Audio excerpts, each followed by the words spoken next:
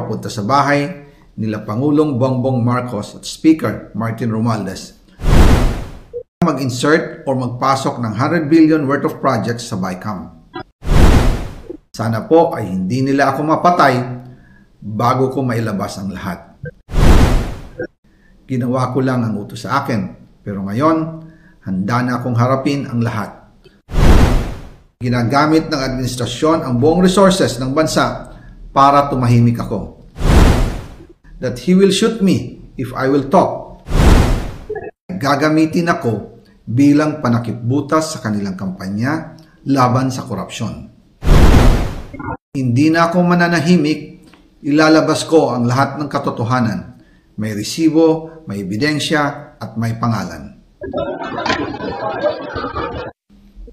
Para sa bawat Pilipino, alam ko na buo ang galit ninyo sa akin ngayon.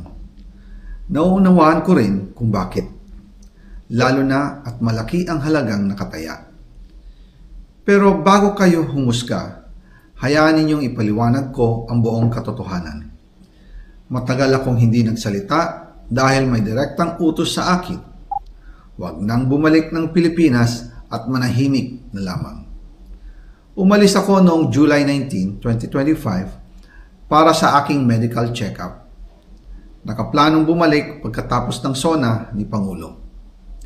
Pero habang papauwi na ako, tinawagan ako ni dating Speaker Martin Romualdez at sinabihan, "Stay out of the country. You will be well taken care of as instructed by the President." Noon naniniwala pa ako sa kanila, kaya't hindi ako bumalik.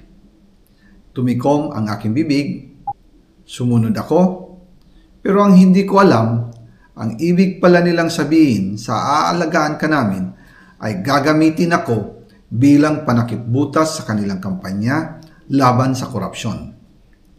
Ginawa nila akong poster boy ng kanilang sariling kasinungalingan. Ngayon, hindi na ako mananahimik, ilalabas ko ang lahat ng katotohanan. May resibo, may ebidensya, at may pangalan. Nagsimula ito nung tumawag si Sekmina Pangandaman sa akin nung nag-umpisa ang BICAM process last year, 2024. Ang sabi niya, katatapos lang ng meeting nila ni Pangulo at may instructions na mag-insert o magpasok ng 100 billion worth of projects sa BICAM.